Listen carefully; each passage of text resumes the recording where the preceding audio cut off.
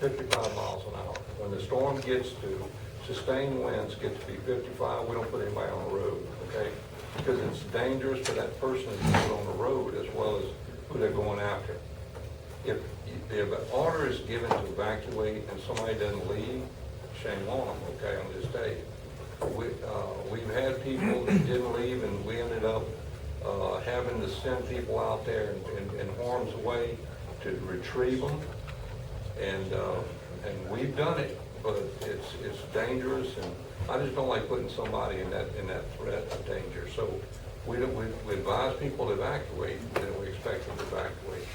To go along with that, if we have an evacuation, it never fails. There'll be some people say, well, look, I'm going to stay behind because I rode these out before and I can do it. Well, all of a sudden it gets really, really bad, and now they're over there and don't know what to do.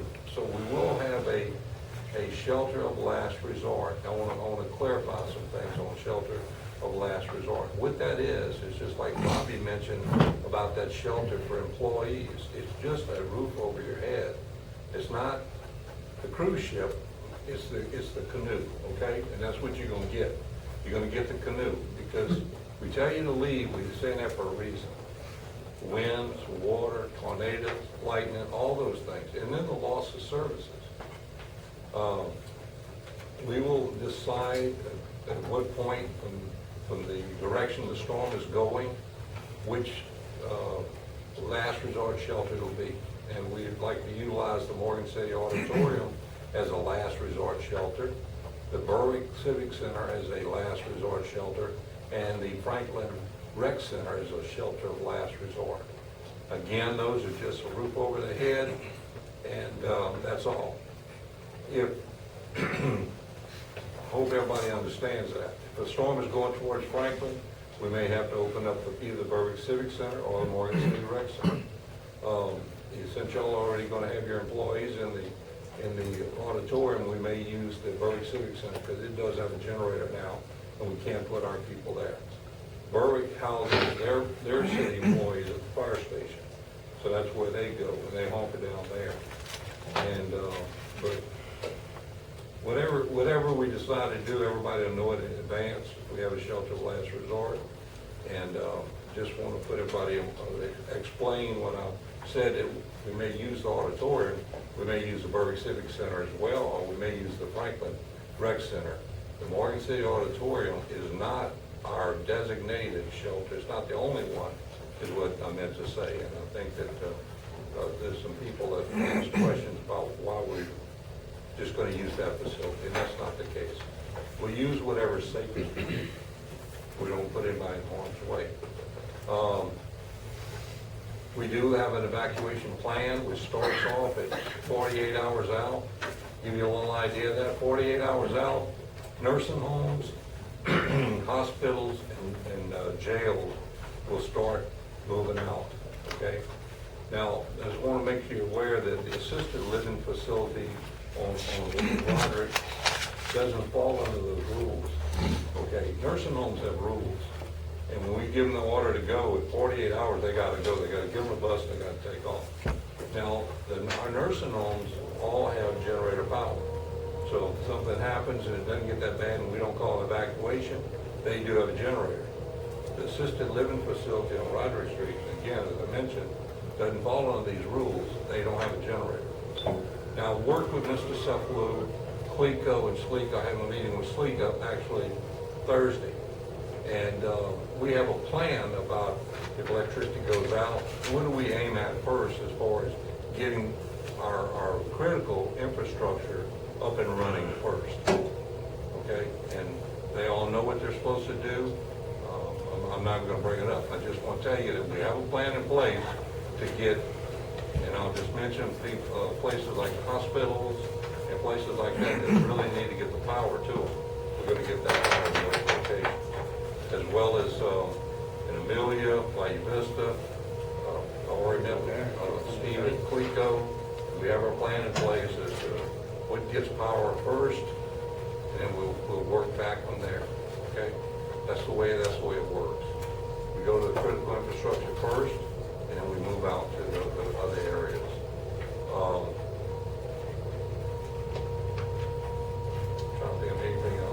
36 hours, 48 hours, I covered and Chief did a good job explaining that. They'll move the prisoners out, the DOC will bring buses, take those prisoners and bring them to a facility so that they'll be safe. The nursing homes, they'll do what they're supposed to do, as well as the hospitals. Both our hospitals have generators. You remember during Gustav, both of them lost, both Tesh and Franklin lost generators. It was amazing that both of them at the same time would go out, but they did. And we ended up having to evacuate people to Iberia Parish. Matter of fact, I think one of the ones that was evacuated was the sheriff from Gustav. He had heat exhaustion and ended up having to go to Iberia Parish. But at 36 hours out, everybody living south of the intercoastal, they need to go. Y'all have 19 miles between the Gulf and where you're sitting at right now, 19 miles. That's whatever the storm surge is. I can't ever imagine, National Weather Service can't imagine storm water actually getting up in here. Now, we do get salt water intrusion because water does come in. Salt water, generally speaking, will be lighter and will be on top of it, fresh water. Now, does that affect your intake? Yes. Okay, your intake's up high. Now, you got two intakes. You got, Right. okay, one is near the train tracks? No. One is basically off of Front Street, off of Franklin, By Conrad. by Conrad's, and the other one is at LA 7 in the curve. I would just hope that we don't ever get that salt water. Salt water's a messy thing, and we end up having truckloads of bottled water brought in here. Now, it's not a problem. We'll get water, and we'll get whatever we need to get for you. If you need that, and if something happens, you have to go through me in order to get that, unless you go out and buy it yourself, and that's your business.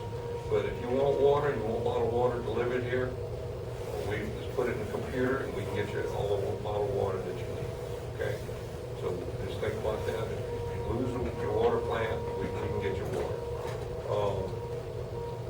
36 hours out, we started looking at people without transportation. We have 2 rally points for pickups. One's at Morgan City Junior High. The other one's at Franklin Senior High. Those are our 2 rally points. People that need transportation out of town will go there. Now, we have little Louisiana transit buses, the white ones, that have Louisiana on the side of them. We have 16 drivers that will go out through the parish and pick up people and bring them to the 2 rally points. And that's all they're going to do is bring them to the rally points. Now, from there, we have 35 school buses in our parish that have been contracted with our office to haul people to our safe shelter, which is located in Alexandria at the Rapides Coliseum. And that's where we have assistance from the Sheriff's Department in St. Mary, as well as the Sheriff's Department from St. Martin to provide security for that facility. And the reason being, people that they'll usually recognize people from the Sheriff's Office, and there'll be a friendly face from the city. Because the Red Cross is actually going to be running that facility, and those people are not going to know anybody up there. But they will recognize the deputy when they're there. And we feel safer and feel better about doing just that. Now, when I mentioned St. Martin Parish, the reason why I mention that, we also evacuate St. Martin Parish, Stevensville, because it'd be too much of a hardship for St. Martin to come down here and try to evacuate people in Stevensville. We offer it to them. St. Martin lets them know that. They want to evacuate, come to Morgan City Junior High, when we call them evacuation. And we'll get them to a safe place. At 24 hours out, if the storm is bad and that's severe, and we've done evacuate everybody else, we'll call a mandatory evacuation of everyone else. Okay. Now, I failed to mention that at 36 hours out, we move those people that have critical medical needs out of our parish. Those are people that are bedbound. Now, I know there are people that have need dialysis, there are people that are diabetic, and just have a whole bunch of medical illnesses. They sleep with a sleep machine and things like that. Those are not going to get a person to the critical medical needs shelter. we triage every person that wants to go to a special needs shelter. We have to triage them to see what's wrong with them. A diabetic doesn't work, okay? If a person is crippled, that doesn't always get you in there. We prefer to send people that are in wheelchairs to a special needs shelter, but they don't always take them. That's why I warn people about that. Sometimes they have to go to a regular shelter. It's an inconvenience for them, I know, but anyway, that's not my rule, that's Department of Health and Hospital rule, okay? Our special needs shelter, just so you'll know, will be in Napoleonville at the Assumption Community Center. It's a brand new facility. It's huge. It's got generator power. They've got nurses. We've got cots. We've got everything we need to operate this shelter. And we also have food for,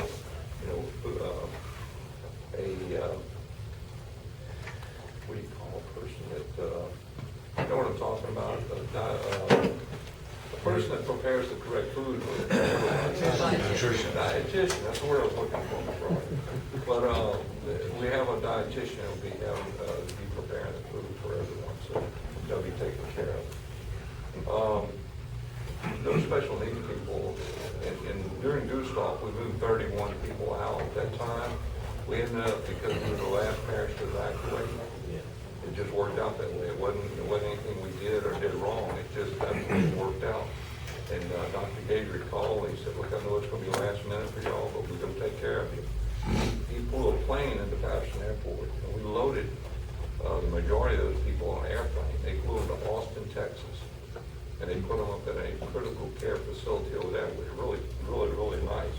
They didn't want to leave to come back to St. Mary. The people over there really got first-class treatment, so it was a good thing for them. Some of them was the first time they got an airplane, so that was an experience for everybody, so it worked out good. I don't want to bore you with that kind of stuff, but to finish off our thing, 24 hours out, everybody needs to go. We stop moving at 55 miles an hour, and we will monitor calls. We do have satellite radio as well as satellite phones. We do have communications with our ham operators who are present. We're going to count on them if things get bad and our communications all go down. We're going to be counting on our ham operators. We do have a command post that's got all the communications in it that we need, and we have that in a place where it's safe. And following the storm, if everything else goes out, we will pull it out, and we'll be able to use that as a communication center. 911, I'll tell you a little bit about them and what they do. They have the ability to unplug from there and go to another facility, plug in, and continue. When you call 911, you'll get the 911 center, but they won't be at the 911 center. They will be at maybe at the auditorium. I think they had asked permission to go there. But they will have a facility they'll go to, and they'll be able to operate. But let me tell you, the only way that would happen if we get a direct hit and it's a severe storm. If otherwise, 911 can stay where they're at. They have a generator. They have everything they need. We have them supplied with water and other food that they need, and they will be able to, stay there and operate. So, count on them being there. Trying to think of anything else. One of the things I mentioned, I'm glad to hear you mention, Fire Chief, that you kept your radios in place, the VHF radios, because the 700 radios, if they go out, the tower goes down, it's pretty well shot. You can't even use them if the tower's down. So we recommended that people keep their VHF and all the departments have 12. So in case that goes down, most people's VHF towers usually stay up, so they'll be able to communicate. Trying to think ways that we alert people, let them know about the evacuation. We have conference calls. That's the way it works. We'll have a conference call with the National Weather Service as well as the Governor's Office.